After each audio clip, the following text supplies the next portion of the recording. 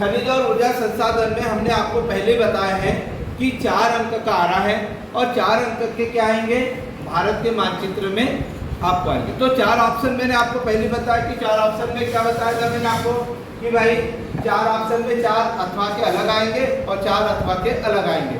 तो जो अथवा के एक साइड वाले हैं वो आपको पूरे करना है। मैंने आपको ये बताया था कि भाई जैसे मान लीजिए 1 2 3 4 अथवा, तो हमारे दूसरे भी आने चाहिए। क्लियर है?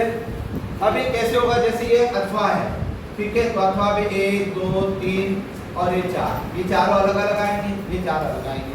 तो ऐसा नहीं करना है कि 2 इसके कर लिए 2 इसके कर लिए। क्लियर है? नहीं तो गलत हो जाएगा। आपको चारों इसी के करना है, चाहे या तो चारों इसी के करना है। क्लियर है बात समझ में? तो हम इस अध्याय से भारत के मानचित्र में ये पढ़ेंगे। तो देखते हैं कि क्या इस मानचित्र से आने वाला है और हमें इसको समझना है। तो देखते हैं, चलिए तो देखते हैं क्या इस परीक्षा में जो इम्पोर्टेंट है, जो भारत के मानचित्र में चाहे तिमाही में हो, चाहे छमाही में हो, चाहे वार्षिक में हो, इससे मानचित्र आना है। और मानचित्र किससे संबंधित आना है? खनिज और ऊर्जा संसाधन से आना है।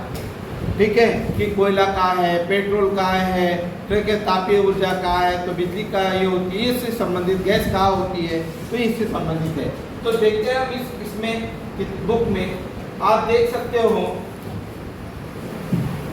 इसमें पेज नंबर में के आधार पर ये है हमारा भारत का मानचित्र, आप देख सकते हैं। क्लियर?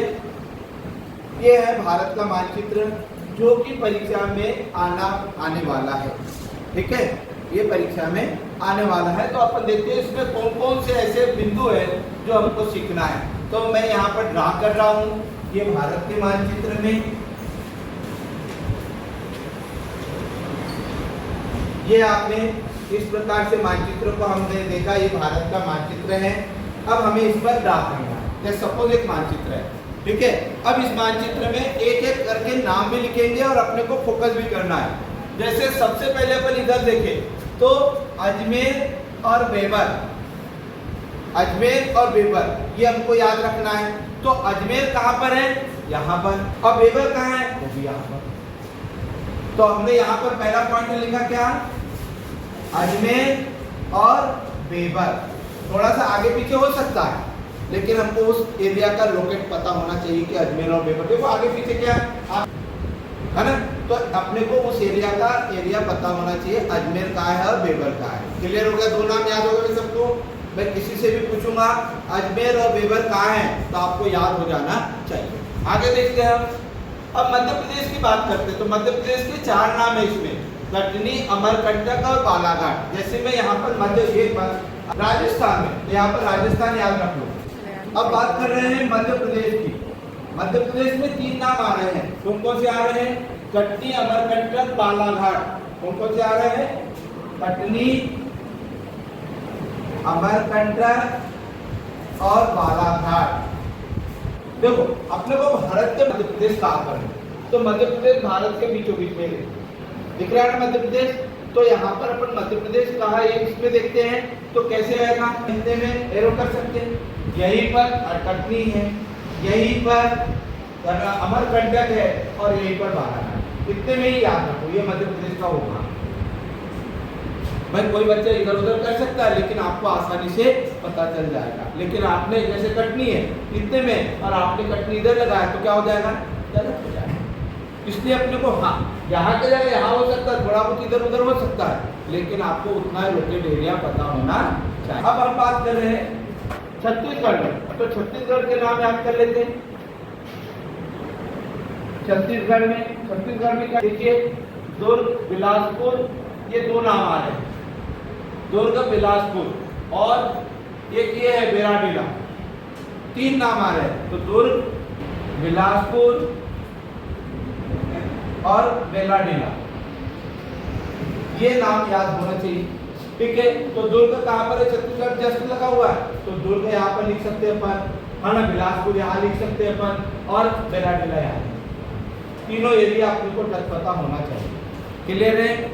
दुर्ग, बिलासपुर और ये देखो हो गया बिलासपुर और ये हो गया बेराडीला। तो शायद मेरे ख्याल से हाँ ये छत्तीसगढ़ में ही आए, छत्तीसगढ़ का ही क्षेत्र। तीनों आपको याद हो जाना चाहिए। क्लियर है? अब अपन आगे चलते हैं, इसमें चलते इस साइड में। इस साइड में देखो, बिहार में गया और हजीराबाद। बिहार में क्या याद होना चाहिए? बिहार अपन याद करते यहाँ पर है, मतलब यहाँ पर गया और हजीराबाद का कुछ क्षेत्र है झारखंड इसमें। ठीक है, तो हमको ये एरिया को याद रखना चाहिए, गया होता है। उसी के नीचे साइड में क्या है? जैसे गया, तो अपन ने यहाँ पर गया लिखी है। फिर अपने को नाम याद हो जाना चाहिए कि हजीराबाद गया से जस्ट नीचे में है, तो यहाँ पर अपन ने हजीराबाद कर दिया। क्लियर है? उसके बाद हम बंदरगढ़ और गोवा मयूरगंज, ये तीन नाम। ठीक है, तो ये देखिए, ये यहाँ पर सुंदरगढ़ है, यहाँ पर गोवा है, यहाँ पर मयूरभंज और नीचे पारादीप। ये चारों नाम बहुत परीक्षा में पूछे जाते हैं, इसीलिए हमको ये नाम याद हो जाना चाहिए। ठीक है, अब भारत के मानचित्र में हम चारों नाम दर्शाते हैं। सुंदरगढ़, यहाँ पर हमने सुंदरगढ़ लिखा, नाम पता होना चाहिए आपको। उसके बाद गोवा, गोवा हमको याद होना चाहिए कि गोवा हमने लिखा, तो गोवा हमने भी गोवा को सुंदरगढ़ के ऊपर यहाँ पर शो किया, ये गोवा। उसके बाद मयूरभंज, बिल्कुल बॉर्डर पर है मयूरभंज, यहाँ पर मयूरभंज यहाँ पर किया। ठीक है, और उसके बाद हम बात कर रहे हैं पारादीप की। पारादीप हमारा यहाँ ये, और ऐसा लिखते भी जाइए पारादीप। ठीक है, ऐसा लिखना भी है आपको मानचित्र में, जिससे कि आपको पता चले कि उसके बाद चुकी है, गया की हो गई है, हैदराबाद की हो गई। अब नीचे आते हैं, नीचे देखो क्या क्या इंपॉर्टेंट। रत्नागिरी, गोवा, मार्मगांव, कुंद्रमुख याद कर लीजिएगा, नेल्लोर याद कीजिए, बल्लारी याद कीजिए और चित्रदुर्ग याद। इतने नाम हमको याद होना चाहिए। ठीक है, तो रत्नागिरी पर स्टार्ट करते अपने, जैसे रत्नागिरी नाम पता हो। फिर उसके बाद अपन ने गोवा, उसके बाद मार्मगांव,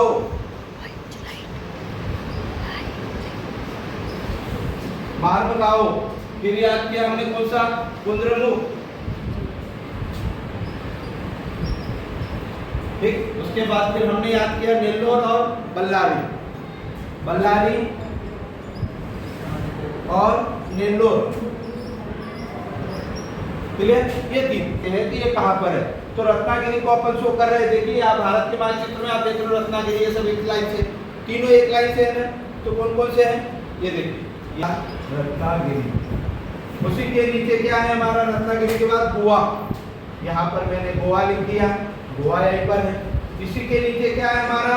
मार्मगांव, ये मैंने मार्मगांव हो गया। मार्मगांव तीन नाम एकदम बिल्कुल पास में लाइन से, तो हमको आसानी से समझ में एकदम बिल्कुल पास में लोकेट एरिया के। तो यहाँ पर हम देखते हैं, यहीं पर बल्लारी है, यहीं पर नेल्लोर, तीनों एक ही जगह है। अब हो सकता है परीक्षा में कुछ बच्चे ने थोड़ा सा आगे पीछे कर दिया तो भी सही माना जाता है, लेकिन आप यदि ये वाला चीज यहाँ लिखोगे तो ये क्या हो जाएगा?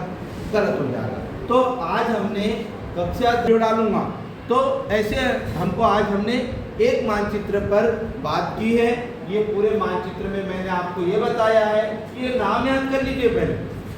जब तक के नाम याद नहीं रहेगा, आपको भारत के मानचित्र में आप शो नहीं कर पाएंगे। फिर क्या कीजिए, नाम याद करने के बाद आप भारत का एक मानचित्र खाली ले लीजिए। ठीक है, और खाली मानचित्र को भरने की कोशिश कीजिए। आप ऐसा एक दो बार करेंगे तो आपको भारत का मानचित्र में जो नामांकन है इसमें है वो अपने आप याद हो जाएगा। और कोशिश कीजिए राज्यवार याद करने की कि कौन से राज्य में कौन सा स्थान है। ठीक है, जैसे रत्नागिरी महाराष्ट्र में, लेकिन यहाँ देखो गोवा और मार्मगांव का एकदम बिल्कुल बॉर्डर है ना। तो ये आपको पता होना चाहिए कि कौन से एरिया में कौन से राज्य में कौन सा है। ये यदि आप प्रैक्टिस करेंगे तो आप आसानी से भारत का मानचित्र भर सकते हैं। ठीक है, तो मैं ऐसे पार्ट 1, इसके 3 वीडियोस होंगे मेरे।